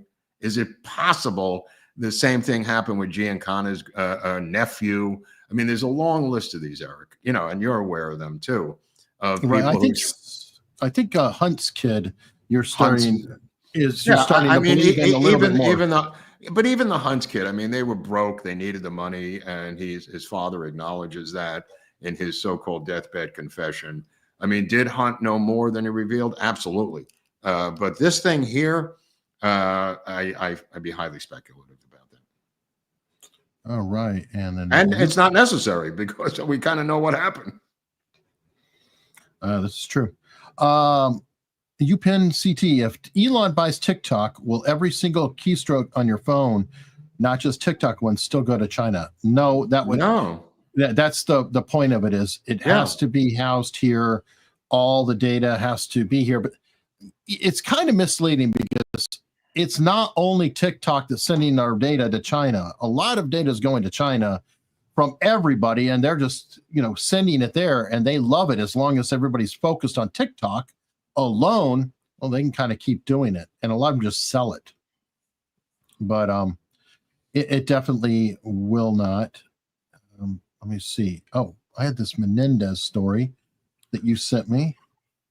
Oh, my. Well, just to get back to Dennis Quaid, he did do a wonderful interview, which people were maligning the journalist for doing with him. He was packing his stuff up to flee his house and save his family, and the journalist thought, "Hey, you got time for an interview with Dennis Quaid?" So he's a nice guy, so he stopped and gave an interview while his house was on fire. I mean, not too long ago. Yeah, I think you sent me that. Hold on. I mean, it was crazy. Watch a minute. Go ahead. Well, I have a kind of a personal story about Dennis Quaid, if you're interested. Go ahead. Leslie, my wife's college friend, like her best friend in college or whatever, was struggling to have a kid, and she adopted a child who had medical problems from Central America, or somewhere down south, and the child had to be flown in early because the condition was getting really bad, and the child needed really bad medical treatment, and they needed a pilot desperately, and lo and behold, it was Dennis Quaid. Wow, who flew the story. Child to here to get the medical who used attention. to do stuff like that, surprisingly, was John Travolta. Yes. He would do stuff like that, and it wasn't all Scientology. I mean, he was obviously a private jet, private pilot. But I'll tell you, someone who fled the area immediately when his house and the various houses caught on fire because of environmental concerns, and his private jet was Leo DiCaprio. He complained that the fires were caused by global warming, and then fled in his private jet. Mm-hmm. All right. I like my Dennis Quaid story better. Yeah, no. All right. Here's you have a new location, and you're with someone. I'm going to walk with you if that's okay. Yeah, it's okay. Why don't you grab a bag? What you're looking at is a resident and a familiar face who is like so many thousands of people right now trying to get everything out of their home and trying to clear everything out. This is Academy Award nominated actor and one of my favorites, and just a terrific man all the way around. This is Dennis Quaid. Hey, how are you? Dennis, say hi to NBC. Hello, everybody. Los Angeles. You got the Quaid smile still working on. Yeah, well, what are you going to do? Well, tell me, what is it? First of all, what is exactly going on here? What are you doing? Tuesday, we woke up to this big plume of smoke, and then that was a real exciting day. As far as here, and Palisades went up and went. He and Jason Bateman resemble each other a little. I've just seen it. I don't know, but this reporter is getting skewered on air for not letting this guy evacuate his house. So it's hard to watch. This guy's been destroyed on media out in Los Angeles, this piece of shit reporter. I mean, Quaid is nice enough to. I mean, he's such a nice guy. Awkward position. It's like he put him in his fucking. His house is on fire, and this guy wants to talk about his Oscar nominations. For Christ's sakes, I mean, the priorities are so skewed. Yeah. I mean, he is definitely nice guy. But I've heard that. No kidding. I mean, my dad, his brother too. Randy, when my dad built the set for the movie called The Wraith that had Charlie Sheen in it, and Randy Quaid played the sheriff. And my dad was saying that Randy Quaid hung out with them all the time, smoking cigarettes and just chilling. He's like totally down to earth people. I think it's a Quaid family. Yeah. But yes, Randy went nuts, I think, for a little while. I think he's. Well, a lot of people went nuts, but he worked well with Chevy Chase in Vacations. Yes. Your favorite Christmas movie. No, not Vacation. Vacation is a great movie. No doubt one of my favorite movies based on the article 1958, 58 Vacation by John Hughes in National Lampoon. It's the sequel that sucks. Not the original Christmas Vacation. The original Vacation's fantastic.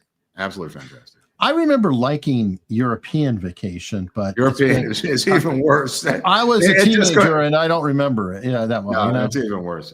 I think that's the one that's got what's her name in it from Natasha Kinski or something. No. The little girl from Juliette Lewis. Juliette Lewis, the Scientologist, is in that as the kid, I think, in one of them. Oh, good God. Okay. Yeah. I remember it from Natural Born Killers too. Yeah. All right. What else you got over there? Yes. Yeah, I sent this to you because I wanted to get your opinion on what you think the sentence should be for Senator Bob Menendez, who's been convicted of embezzlement, bribery, corruption. I think with Egypt, he had the gold bars in the refrigerator. He said he was Cuban, and Cubans keep gold bars in the refrigerator. He said it was, quote unquote, a Cuban thing. He's already finally been convicted by a jury of his peers. The prosecutor is asking for 15 to life or 15 to 20. I'm not sure, but there it is. Jail him for at least 15 years. And his lawyers are claiming any sentence would be a life sentence to him because he's 71 and he can't. That's true. I don't know. I guess I would say. Of course, this didn't come into play with Peter Navarro or the head of the CEO of the Trump organization, who was sent to Rikers Island at the age of 76. None of this came into play until there was a Democratic senator. Now it's life-threatening all of a sudden. Well, obviously, I don't want him to walk. I mean, what is the average sentence that people actually get for this? 5 to 10 years? I don't know what the average is, but they want to sentence him to 15 years, and they're claiming that would be a death sentence. Well, it might be. I mean, 5 years could be a death sentence, but anyway. Should your age, if you're a murderer or a burglar or a thief, should your age be a get out of jail free card? Is my question to you philosophically.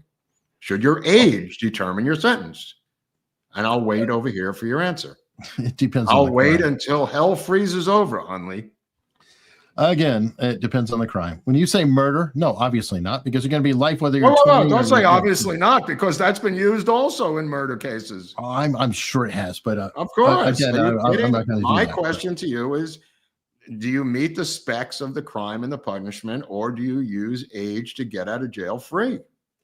I think the people need to serve time, whatever their age is. It's also been used in the aid of Nazi war criminals. Just so you know, a little history.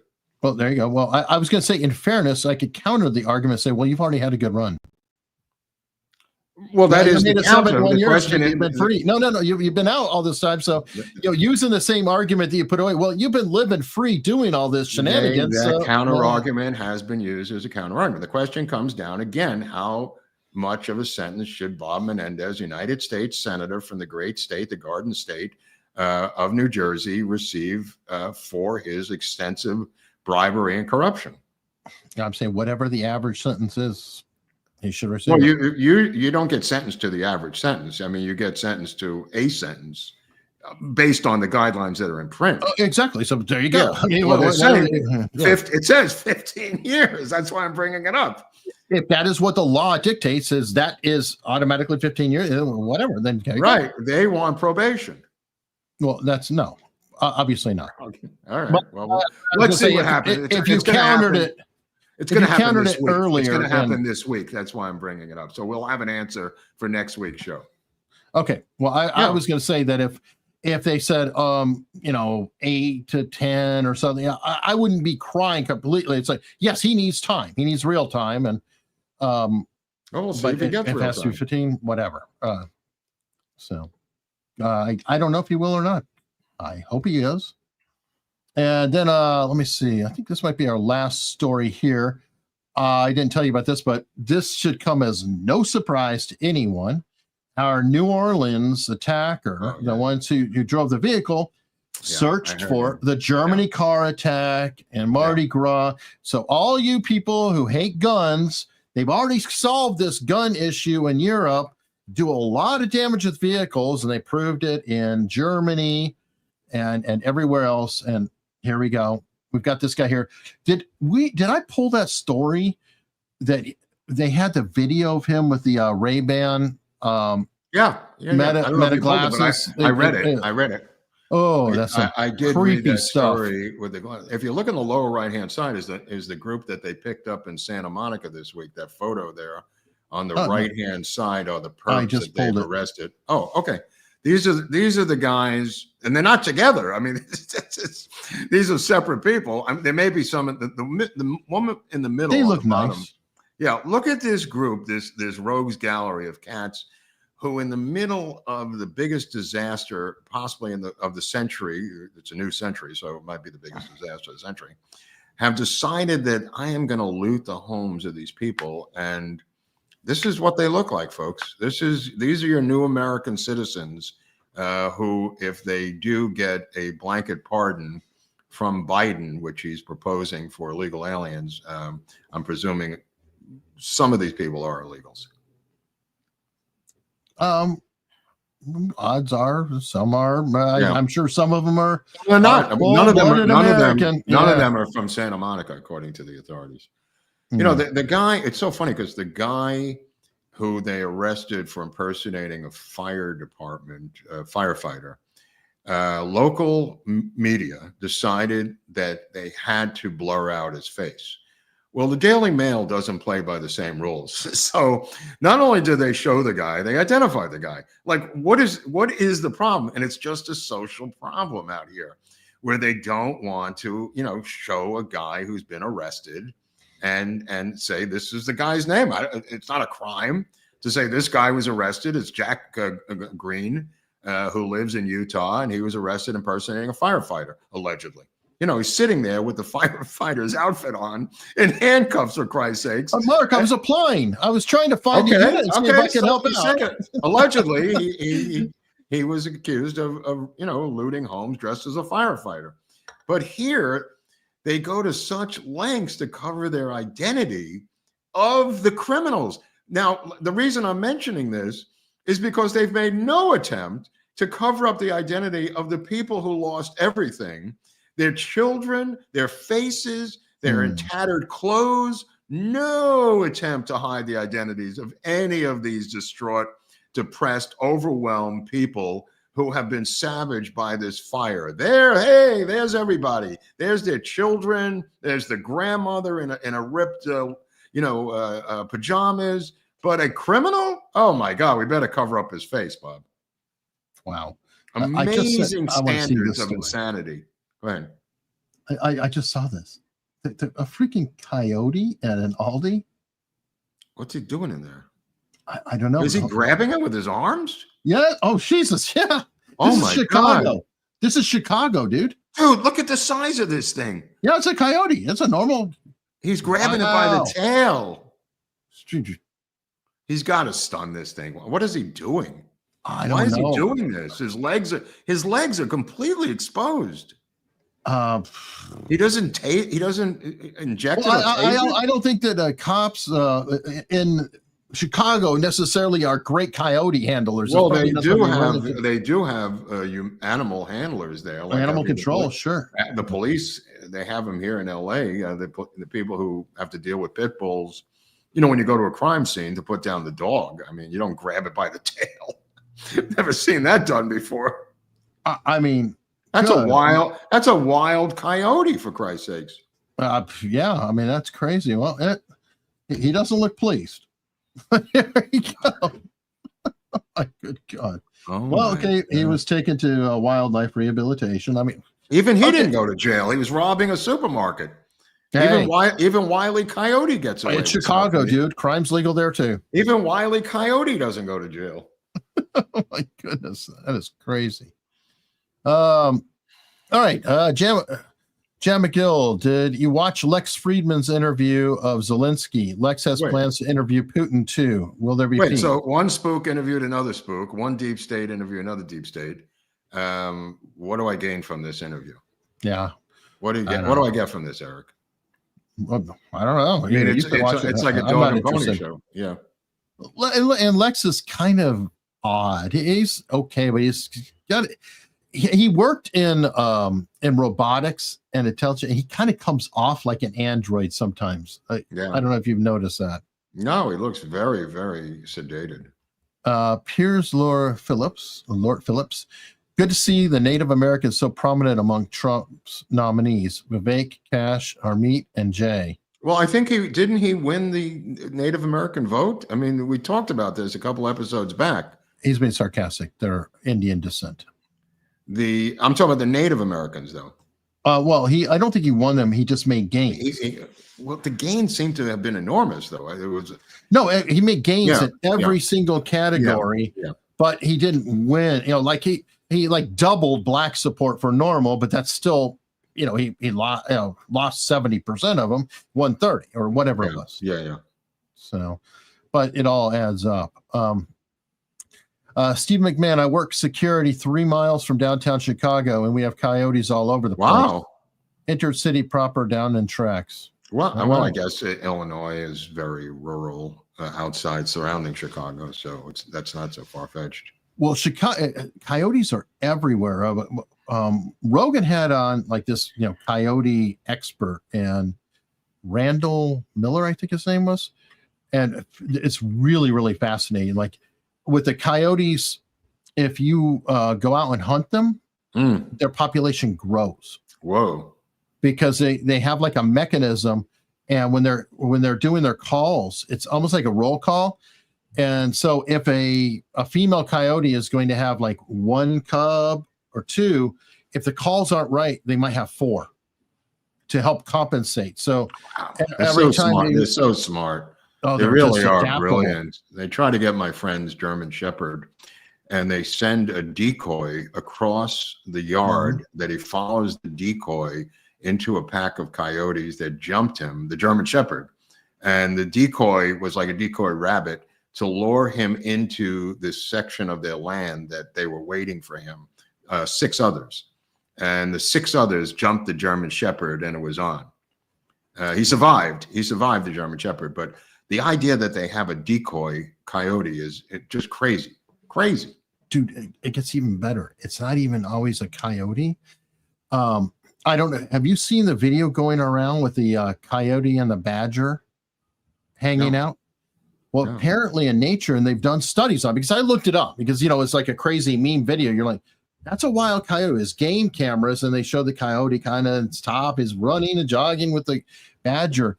They actually work together with badgers because a coyote can go high and a badger can go low. So a badger can get underneath, a coyote can go above. And it was like, that's insane. So they work with another species as well. And well, it was kind of like George Soros working with the Nazis. Well, there is that, but he's just evil. Yeah.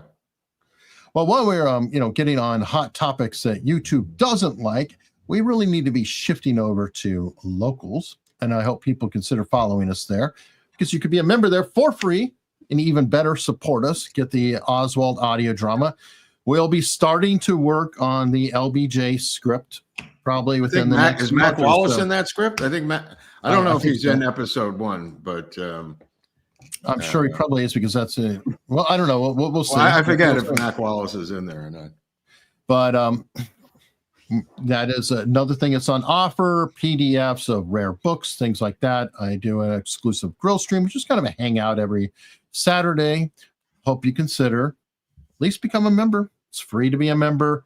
Doesn't cost you a dime. You can watch these episodes with no ads. You hate ads? Well, on Locals, there's no ads. Even Rumble has a pre-roll ad. They do? On Locals, yeah. On Locals, there is no ad, and you could be watching it for free with no ads. So Interesting. hope to see you over there. And if I don't, well, we will see you on Friday for Freeform Friday. Freeform Friday, which began with Barnes, according to Barnes. Well, okay, according to me, yeah, it did. That's the first time we were going to do it. Okay. We came up the other day. I think I'm doing Emerald Robinson tomorrow at 4:30 Eastern for anybody who wants to see that show. It's probably 15 minutes, but I think they want to talk about the fires. Awesome. Yeah. So we will head over to Locals and hope to see you there.